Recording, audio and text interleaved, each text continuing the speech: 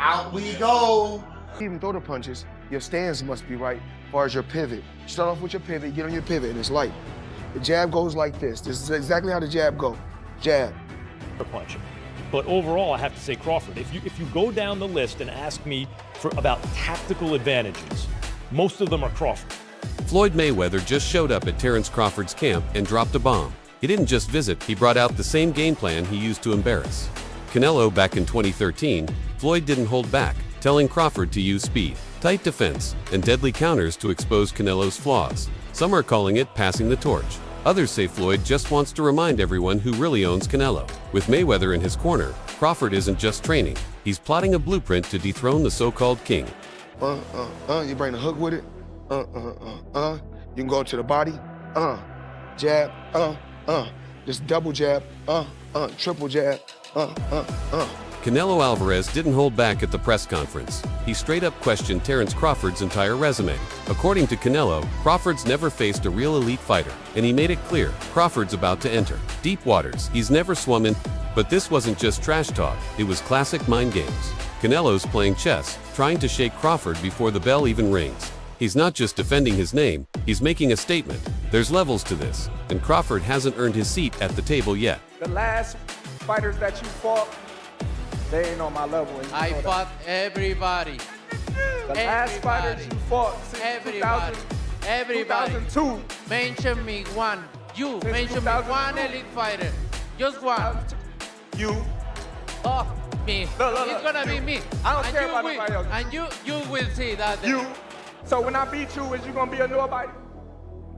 When I stump a mud hole in your ass, is you gonna be a nobody? Same everybody else been saying since I moved to 147, I ain't fought nobody. Every last one of them stump a mud hole in their ass and he gonna be next. Watch. Max Kellerman didn't hold back in his breakdown. He says Crawford's jab is one of the deadliest weapons in boxing right now. And while Canelo used to have a sharp jab too, Kellerman pointed out it's lost its sting. Now it's Crawford, who owns the edge in speed, accuracy, and timing. But it didn't stop there. Kellerman called out Canelo for relying too much on size and power, while Crawford outsmarts opponents with pure ring IQ. Bottom line, Kellerman's calling it, brains might beat brawn in this war. Jab. Crawford. Best defense. Crawford. Nowadays, Crawford. I would say early in the fight, Canelo. And earlier in his career, Canelo. But he hasn't been that kind of fighter in recent years. Although Crawford is also hittable. With any fighter, when you talk about their defense, the question is not, can they be hit with a shot? You take punches. Everyone, the greatest defensive fighters ever get hit. Pernell Whitaker, Willie Pep, Floyd Mayweather, they all get hit. The question is, can you hit them with combinations? And both guys are hard to hit. With the two-piece, hard to hit. So who has the best footwork out of the two? In terms of cutting off the ring, last fight notwithstanding, Canelo has gotten much better at cutting off the ring. But, early in his career, he had a problem with that and was much more comfortable counterpunching. But overall, I have to say Crawford. If you go down the list and ask me about tactical advantages, most of them are Crawford. What Canelo has is size, and as a result, physical strength and punching power. Canelo also has a great chin. But in terms of, if you want to go skill for skill, especially the recent version of Canelo, who's had to turn into a seek and destroy guy, who had to learn as his career went on to cut off the ring and not just follow guys around. Like Lara, Trout, Floyd, he followed those guys around. He had trouble because he's really a natural counterpuncher who wants you to come to him. Nico Ali, Muhammad Ali's grandson, just threw his full support behind Terence Crawford, and he didn't hesitate. He called Crawford a rare mix of discipline, talent, and heart, saying he's got what it takes to be remembered among the greats. But this wasn't just a compliment, it was a statement. When blood from boxing royalty backs you, it means something. Nico's message was clear. Crawford isn't just chasing belts, he's earning respect from legends' bloodlines. That's legacy talk. People with Canelo before Canelo's last fight, but then after Canelo's last fight, it seems like it's more 50-50 now. So everything is just the build up for that fight is just going to be absolutely magnetizing. Like that fight, it's garnered so much more buzz after Canelo's last fight, and Bud is Bud. He's one of the greatest fighters in boxing history. He is one of the greatest fighters in boxing history. So it's going to be a fight. It's going to be awesome to watch. Have you sparred any of them? I haven't sparred Bud yet. I haven't been in Canelo's camp. I've met Canelo a few times. I love Canelo's team. Canelo's one of my favorite fighters. He's been my favorite fighter for the longest time. But, you know, I have to be Team Bud because me and Bud are cool. And I have so much belief in Bud. And I know who he is as a fighter. He is one of the greats. So he could do anything, you know, he wants. And being around both of them and seeing how they work and train and things like that, what makes both of them the fighters they are, in your opinion? I've watched Bud, so for Bud in particular, he's calm in everything he does, and that kind of calm is scary to watch because it shows experience. You can see that he's been doing this for decades. Canelo Alvarez gave Crawford his respect, but made it clear he's not backing down. He admitted Crawford has real skills, but said, when you're operating at the elite level, weight doesn't matter, real fighters adjust, Canelo promised. To train harder than ever, knowing raw power won't be enough this time. His message was loud and clear. This fight isn't just about strength, it's about who's smarter, sharper, and hungrier. Canelo knows Crawford's dangerous and he's coming fully loaded. Guy, and why do I need to fight this guy? For you, what changed? Tell me about the moment where you're like, you know what? Maybe I'll do this. This sounds like a good idea. No, if you're thinking about it, look how it turns this fight. It's a big fight. No, that's why made me change. But you know, I've been in his situation before, jumping weight classes. When you're a good fighter, that doesn't matter. So I'm not gonna focus on that. I'm gonna focus on training very hard because Crawford is a very good fighter. Yeah, tell me about your experience with that, because now it's reversed. He's coming up in weight. What could be dangerous? What aren't we seeing that maybe you see in this fight? No, everything. He's a good fighter. Obviously, I know that. I need to be careful. I need to be careful in everything. Showbiz, the adult, gave a straight-up no-nonsense take on this fight. He praised Canelo's insane strength and brutal training grind, saying that's exactly why Canelo keeps crushing guys in the ring. But he didn't ignore Crawford either, pointing out how his wrestling roots give him a crazy edge when it comes to reading opponents and flipping their tricks right back at them. Still, Showbiz leaned toward Canelo, saying his experience and natural size might just be too much for Crawford to handle when it gets real. And Canelo uses his legs, he uses his core, and then his neck itself to lift up Bivol like Bivol was a featherweight. That is a huge representation of how strong Canelo is. When you look at his workouts, you can tell why he was able to do that. All these damn neck exercises that I wouldn't dare do. Okay, that stuff looks painful. The squatting and all that stuff that he's doing is exactly why Canelo Alvarez, honestly, is a strong fighter. He tried to do it again with William Skull. William Skull shook out of it, but he is a bull. Listen, Terence Bud Crawford is strong. He is, okay? And he understands leverage and he understands those things because he wrestled. Honestly, very true. But Saul Canelo Alvarez is also extremely strong. Now let me know how you feel in the comments below. We in the zone, war room. Yarrell Miller didn't hold back. He's rooting for Crawford all the way. He said Crawford's hunger, fire, and sheer willpower could be the X factor in this fight. Miller brushed off all the talk about size like it's nothing, saying, when a fighter's locked in, nothing else matters. His message, heart beats muscle. And in a fight this big, it's not just about who's bigger, it's about who wants it more. Huge fight September 13th. Who do you think's going to win that? I'm pulling for Crawford in this one. I think people was underestimating his strength right now and his size. And I think he's a little more hungry than Canelo. So let's see though, but I like both guys, but I'm a little closer to Crawford, so I want to see Crawford can take it. Analysts are saying it loud. This isn't just a fight for Crawford, it's a legacy moment. Beating Canelo would shut the critics up for good and stamp Crawford's name in boxing history. But to pull it off, he can't afford mistakes. Wild swings.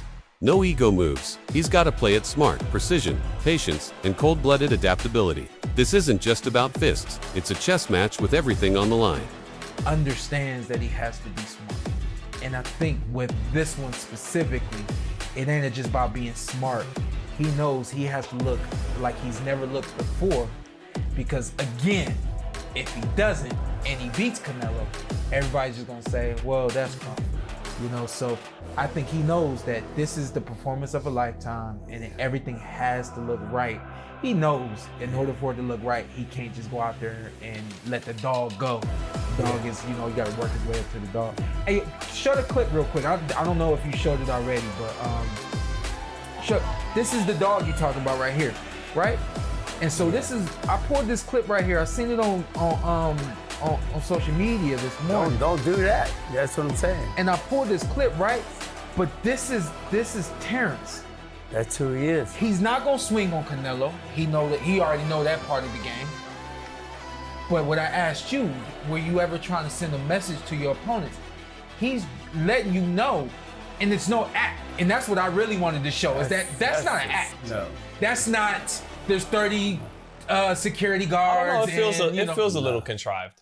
You think so? I think a lot of people feel it's a little like. Well, I'm glad you used a big word that most of us don't know. Hey, I don't fight as good as you guys. I had to learn some big words, right, to make up for that. Don't look it up. Just ignore. You what need big words to get out of fights. You know, you need big words to get out of fights. But you know, okay. So case in point, our guy Hafey, sitting right there, producer extraordinaire. He had a picture of Terence Crawford in New York. Crawford's not playing it safe. He's going for the knockout, even against a bigger, stronger Canelo. He's shown before he can handle the jump to higher weights, dominating at 154 pounds with ease. Now, moving up to 168 is a bigger leap, no doubt, but Crawford's skills and past fights prove he's ready. He's not just stepping up, he's coming to take over. Bud Crawford is taking his undefeated record, putting it on the line, daring to be great, to try and knock off Saul Canelo Alvarez from his throne and go and try to do something that no man has ever done, and that is to be a 3-division undisputed champion. That's a tall task.